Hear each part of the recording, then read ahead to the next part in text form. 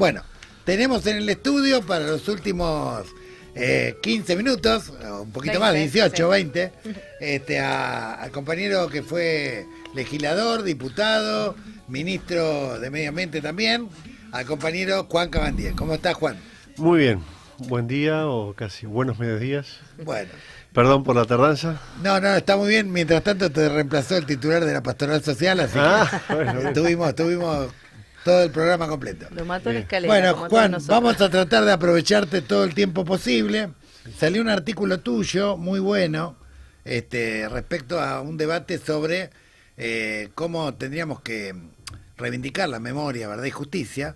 Y nos gustaría que le cuentes un poco a los oyentes cuestiones que por ahí están un poquito como sesgadas de alguna manera, y qué mirada más amplia tendríamos que ver respecto a lo que ocurrió hace 50 años. sí, fue un intento, Gustavo, de reflexionar respecto a la necesidad de seguir abonando a la idea de verdad, justicia y memoria,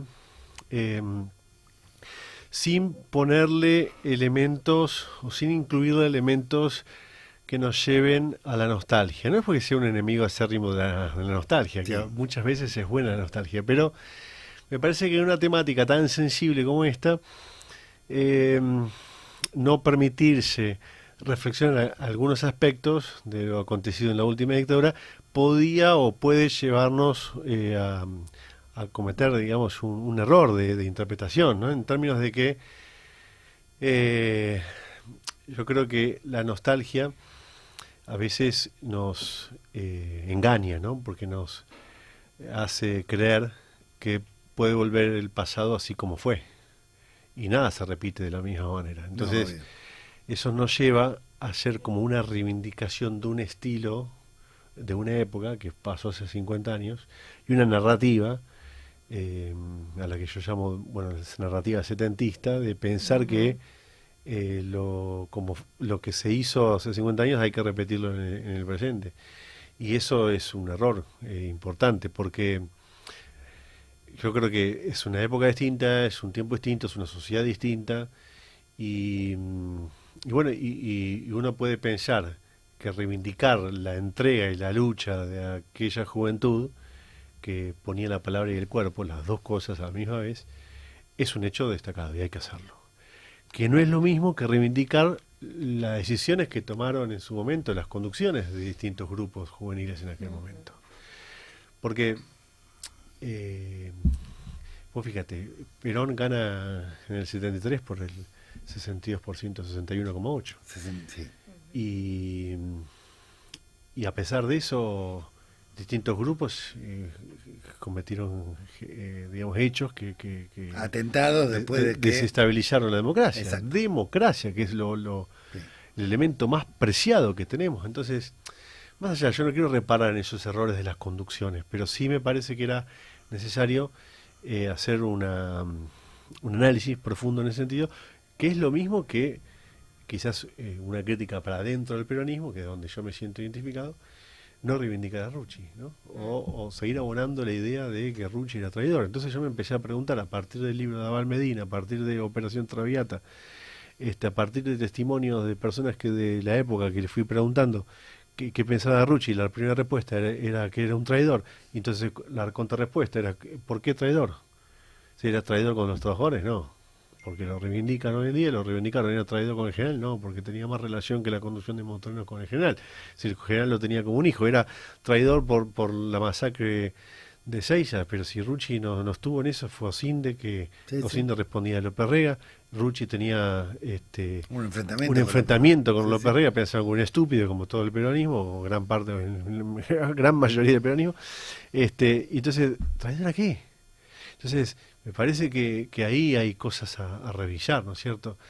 Y que el peronismo, si se pretende ser un movimiento y con la utilización de su partido para la construcción de una mayoría electoral, que eso genere transformaciones y distribución de ingresos en el marco de una comunidad organizada, que son los principios del peronismo, lo que hay que hacer es ampliar. Porque no podemos construir un peronismo que se autodefina como de mayorías sin mayorías. Justamente a eso voy. También tuviste varios aportes este año en artículos, reportajes que te hicieron respecto a algunos puntos que identificás como las razones por las cuales el peronismo perdió o dejó de ser un partido de mayorías. ¿Y cuáles te parece que son esos puntos principales en los cuales hoy el movimiento nacional tendría que apoyarse para no caer en la tentación de ser una secta grande testimonial? No, yo no tengo sinceramente cuál sería la fórmula. Puedo tener una mirada crítica y aportar, y dialogar y tratar de pensar a veces en voz alta. Siempre que me parece hacerlo, Sí, te lo pregunto como un aporte intentar militante, hacerlo, ¿no? claro, de un Claro, aporte claro. militante, con Más. humildad. Es decir, no tengo la brújula No, es tu ni la verdad fórmula relativa. de la Coca-Cola, es la verdad relativa. Que Exacto. todas las verdades relativas, cuando empiezan a dialogar y a discutir, bueno, construyen Verdad poliédrica. una síntesis superadora, ¿no? Claro. Bueno, que nos abraza. Lo que pasa es que a veces está vetado esa posibilidad, ¿no? Y entonces uno piensa y razona, digo, che, pero pará, a ver, vamos a pensar. Si estamos construyendo un peronismo centralizado en el AMBA, Sí, eh, donde el AMBA tiene dos componentes, ¿no? Uno que es la concentración económica de recursos en la capital y la concentración excesiva de política en el conurbano, así es. ¿no? Que eso nos nubla, porque no nos deja ver es decir, lo que sucede, lo que trasunta en las distintas provincias, ¿no? Que nos va a veces desenfocando, porque pensamos que la Argentina Es el AMBA. es el AMBA, y entonces, claro, cuando vamos y empezamos a hablar, no sé, pongo un ejemplo, no soy enemigo de esto, pero cuando empezamos a hablar con en las provincias, viste, nos miran raro. Claro. Entonces, esas cosas, viste, es como que nos desperfilan, y además hay una cuestión tangible. Si pensamos tener un proyecto nacional y no tenemos una vinculación con el sector agropecuario, es decir, con la pampa húmeda, y si tampoco vamos a tener una vinculación de estrategia política común con el nuevo polo productivo de generación de ingresos argentina, que es la cordillera, a partir de los recursos naturales, entonces estamos complicados, ¿no? Porque, fíjate, no tenemos relación o rompimos relación, me refiero al peronismo AMBA, ¿no? Rompió relación con las provincias, con los provincialismos, Sí. caso Salta, caso Misiones, caso Neuquén, es decir, el caso Río Negro. Entonces, ahí encontramos una dificultad, porque no se puede transformar con minorías. De hecho, nunca las minorías transforman, ¿no? Es decir, las minorías, suponete, habrá minorías en la historia de la humanidad que han sido vanguardia, pero después siempre construyeron una mayoría. Entonces, eso es uno de los principales problemas que veo. Y después hay una dificultad, Gustavo, programática, que ese es otro capítulo, ¿no? Sí, también desde lo económico hablabas, a ver, se emite, no se emite, se pone el acento en el consumo, en la producción, el huevo y la gallina, ¿cómo es la historia? También, es una opinión y seguramente imperfecta, pero a mí me parece, Gustavo, que dentro de las ideas programáticas que necesita digamos, construir el peronismo frente a la sociedad del siglo XXI, que es muy distinta a la sociedad del siglo XX, hay algo que el peronismo tiene que tener y que sellar, ¿no? A fuego, que tiene que ver con el equilibrio fiscal. O sea, el peronismo siempre fue partidario del equilibrio fiscal. Hubo muchos años que no lo aplicamos y creo que ha sido un grave error. El equilibrio fiscal implica que uno tenga que cuidar las cuentas de la macro para que de esa manera encauzar un proceso económico donde la generación de ingresos logren alcanzar la redistribución. Por lo menos eso era lo que Néstor... Sí, pero y para eso necesitas tener aumentar tus reservas, no agitar el fantasma del dólar y tener los equilibrios fiscales, ¿no? tanto el de ingresos como obviamente la cuenta capital, como al mismo tiempo el comercio que vos tenés. Ahora bien, ¿En qué momento nos convertimos en la casa de papel? Pero, es decir, imprimir es uno de los factores, no el único, pero fundamentales de la inflación. La inflación es enemiga de la planificación doméstica de cualquier familia. Sí. Subestimar la inflación nos ha costado elecciones, ¿no? Porque hemos pensado que, bueno, tenemos inflación, no importa, total emitimos, imprimimos. Cuando vos imprimís, hay algo, está desajustada tu economía. Es decir, porque además hay otro factor, vos fíjate, que tiene que ver con la composición, de la construcción del voto. Es increíble, pero si no, uno, a partir de esto, que podría ser un disparate, también se entiende por qué todavía el apoyo, aunque va disminuyendo, pero el apoyo al gobierno. La presencia o ausencia de ingreso, si el plata en tu bolsillo, sí, no es el único factor que determina el voto. Ahora, eso lo tenés que tener, digamos, cubierto, lo tenés que tener ordenado. Y ahí es algo que nosotros tenemos que reparar, sin lugar a dudas. Es decir, la mejor manera de favorecer a nuestra economía es aumentando el PBI y distribuyéndolo, no aumentarlo por aumentarlo, ¿no? Es decir, entonces, cuando vos das cuenta y decís, che, ¿cómo está nuestra economía en los últimos 20 años? A ver, bueno, de los últimos 20, la Argentina no incrementa su PBI en los últimos 15. No ayer, no solamente Macri, no solamente Alberto. Sí, varios gobiernos. ¿No? Sucesivos gobiernos. Eso es algo que tenemos que replantearlo, ¿no? Otra pregunta que te hago. Perón fue el autor de la Carta Ambiental de los Pueblos, planteó una concepción, incluso fue un adelantado respecto al problema del calentamiento global, al tema de que los recursos no son ilimitados, lo planteó en el modelo argentino. ¿Cómo pensás que vos fuiste ministro de Medio Ambiente? ¿Hay sectores del peronismo que militan esta posición que tiene Perón, que aparte hunde sus raíces en la doctrina social de la Iglesia, empalma con el Laudato Si? ¿Pensás que hay sectores del peronismo dirigenciales sobre todo, ¿no? Sí, que se están alejando de esta perspectiva? Sí, es algo raro, extraño, de que el peronismo no haya levantado esta bandera, sobre todo porque Perón en su carácter de estadista incluso escribe Perón en el 72 la Carta a los Pueblos, sí, en mayo. El primer Congreso de la Tierra, que fue en Estocolmo, fue a mitad de año. O sea, Perón se adelantó al primer Congreso Internacional vinculado al ambiente.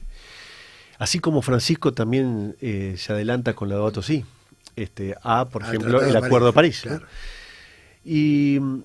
Y es extraño porque eso es una definición filosófica con anclaje en la realidad, con anclaje de la ciencia y con un modo de organización para las naciones del mundo que tiene que poner el acento en estos aspectos ambientales. Nosotros tenemos un problema que siempre le rezamos a un dios cada tanto tiempo, le rezamos en Argentina, le rezamos a un dios distinto que después termina siendo un dios de barro, ¿no? Primero, bueno, hace un tiempo fue la soja, después fue vaca muerta, después fue la minería, después fue el litio. Siempre encontramos un dios de arena o de barro. Y claro, sí, Dios, qué tema ese. Ahora, mientras claro, no tenemos un problema irresuelto en nuestra estructura económica. Entonces, todo el tiempo nos lleva a improvisar y decir, bueno, con esto sí, nos agarramos de esto y con esto salimos para adelante. Y nunca sucede. Pero él lo plantea bien, ¿no? Cuando vuelve de su exilio. Es el sector agropecuario también, ¿no? Además el pacto social, además de la industria, el pacto social. Sí, entonces desconocer eso ha sido un error para el peronismo en estos años, ¿no?